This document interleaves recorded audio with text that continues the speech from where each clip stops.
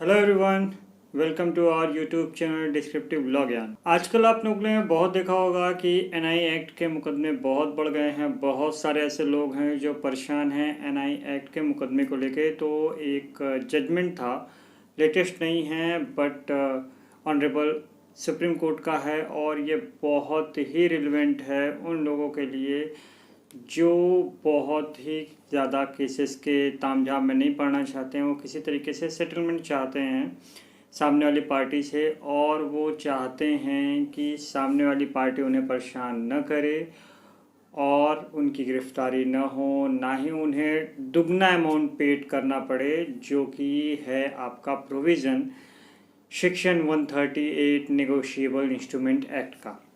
अब negotiable instrument act में जो प्रावधान है वो 2 साल की सज़ा तक का है और साथ ही साथ आपको दोगुने तक का पेमेंट करना पड़ सकता है।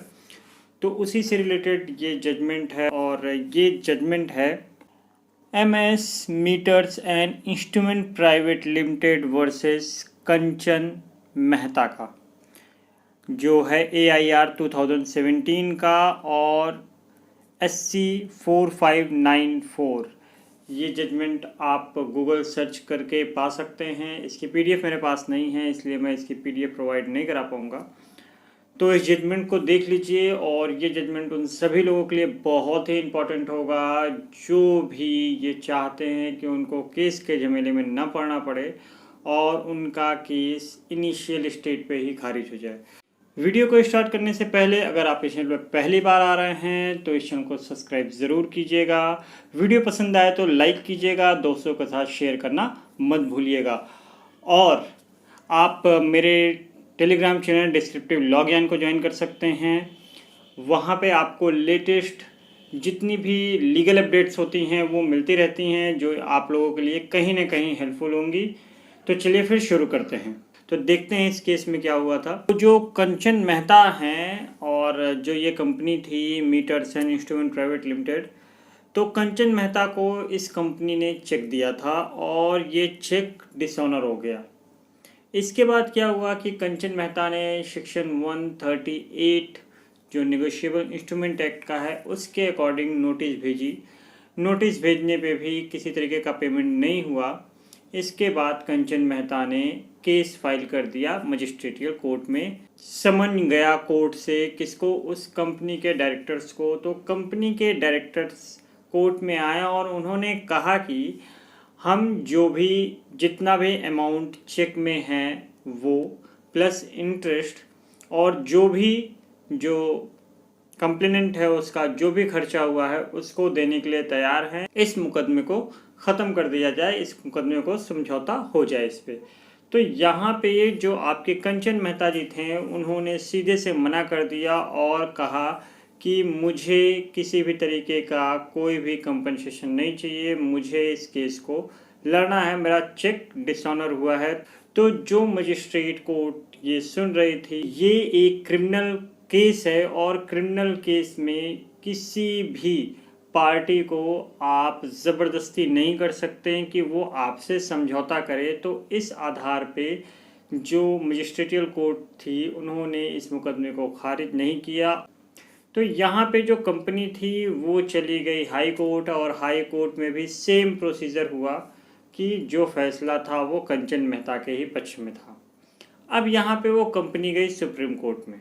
अब सुप्रीम कोर्ट में जब पहुँचती है ये कंपनी, तो सुप्रीम कोर्ट ने बहुत ही बैलेंस करके एक निर्णय दिया कि अगर कोई भी व्यक्ति जिसके ऊपर भी चेक डिसऑनर का मुकदमा लगा हुआ है, वो अगर पूरा पैसा देने के लिए तैयार होता है जितना भी चेक अमाउंट था, दूसरा नंबर उस पे जो इंटरेस्ट होता है वो देने के लिए तैयार हो जाता है, और तीसरा नंबर जो कंप्लेनेंट है उसका जो कुछ भी खर्चा हुआ है उसको भी देने के लिए तैयार है, तो वहाँ पे जो लोअर कोर्ट्स हैं उनको ये कंसीडर करना चाहिए कि इस मुकदमे को ख़त्म करें, उस पर समझौता कराने की कोशिश करें, ना कि सामने वाली पार्टी को उन्हें क्रिमिनल मैटर में सज़ा ही देनी है। तो माननीय उच्चतम न्यायालय ने दूसरी चीज़ जो बोली है वो सबसे ज़्यादा इम्पोर्टेंट है। वहाँ पे उन्होंने बोला है कि एनआई एक्ट की जो धारा 138 है वो कहती है कि ये एक क्रिमिनल अपराध है, बट यहाँ पे जो उसकी प्रवृत्ति बताई गई है, जो उसका नेचर है, वो सिविल रॉन्ग का है। यहाँ पे सिर्फ और सिर्फ क्रिमिनल उसे बताने का मतलब ये है, क्रिमिनल तरीके से उसको ट्रीट करने का मतलब ये है कि किसी भी पार्टी को नुकसान ना हो। जिसने चेक दिया उसने तो चेक देने के लिए दिया है, अगर उसका चेक डिसऑनर हो जाता है, सामने वाली पार्टी को पैसा नहीं मिलता, तो उसको सिक्योरिटी देने के लिए उसका नुकसान ना होने पाए, इसलिए इसमें जो प्रोविज़न किए गए हैं वो किए गए हैं क्रिमिनल लाइबिलिटी के।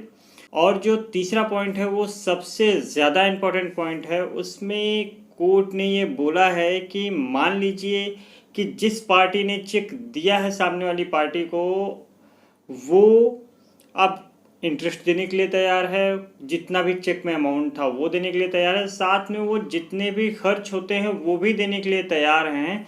तो यहाँ पे जो कंप्लेनेंट है उसकी कंसेंट ज़रूरत नहीं है। मजिस्ट्रेट स्वयं बिना उस कंप्लेनेंट के सहमति के भी यहाँ पे केस को कंपाउंड कर सकता है, समझौता कर सकता है और केस को ख़त्म भी कर सकता है।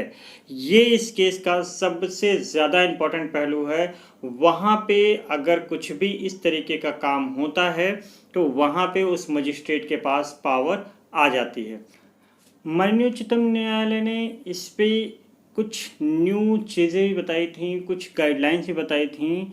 वो गाइडलाइंस फॉलो होती हैं अगर आप हल्के से भी अवेयर रहें इन सारी चीज़ों पे। सबसे पहला क्या है कि जो समन होता है, जो कोर्ट के माध्यम से दिया जाता है, तो उसमें कुछ चीज़ें इंक्लूड होनी चाहिए, जैसे कि जो भी कंप्लेनेंट करता है उसका कितने अमाउंट का चेक था उसको मेंशन करना होगा, साथ ही साथ उस पर इंटरेस्ट कितना लगा है ये मेंशन करना होगा, और जो कुछ और पेनल्टी है वो कितनी है। साथ ही साथ जो भी कंप्लेनेंट करता है वो अपना अकाउंट नंबर भी उस समन में देगा। अब इसका फ़ायदा क्या होता है कि अगर ये जो कंप्लेनेंट करता है इसने इन सारी चीज़ों को प्रोवाइड कराया है और एक्यूज्ड उस कंप्लेंट कर्ता के खाते में जमा कर देता है, तो कोर्ट यहाँ कंसीडर कर सकता है कि धारा 138 एनआई एक्ट की कोई ज़रूरत नहीं है, क्योंकि यहाँ पे बहुत सारे केसेस हो रहे हैं जिसमें कि कोर्ट के पास ये पावर आ जाती है कि वो अगर इस डिस्प्यूट को ख़त्म कर सकता है इनिशियल स्टेज पे, तो उसे ऐसा करना चाहिए। और अगर आप देखते होंगे कि बहुत सारे ऐसे नोटिस आते हैं, बहुत सारे ऐसे समन आते हैं जिसमें ये सारी चीज़ें नहीं होती हैं, तो वहाँ पे आपको करना क्या है कि आप उस कोर्ट में हाजिर होइए और वहाँ पे इन चीज़ों की आप मांग कर सकते हैं थ्रू एप्लीकेशन, कि कोर्ट से आप डिमांड कीजिए कि मुझे उन टोटल अमाउंट को बताइए, मैं इसे पेड करने के लिए तैयार हूँ।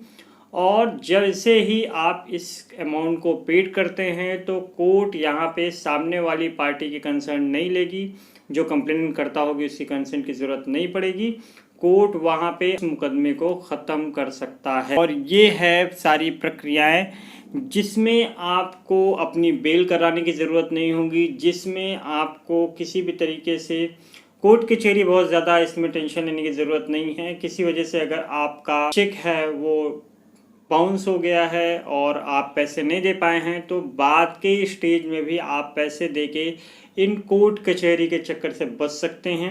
कोर्ट ने दो चीज़ें और बोली हैं कि ये एक तरीके का सिविल प्रोसीजर है और समरी ट्रायल का मामला दिखता है, क्योंकि ये क्रिमिनल है तो बट इसका जो नेचर है वो सिविल है, तो यहाँ पे जो एविडेंस लिए जाएंगे वो एफिडेविट के फॉर्म में लिए जाएंगे। साथ ही साथ जो चेक है, चेक बाउंस हुआ है, और जो चेक बाउंस होने के साथ साथ जो रिसिप्ट होती है, ये दोनों सफिशिएंट प्रूफ हैं किसी भी चेक बाउंस के केस के मामले में।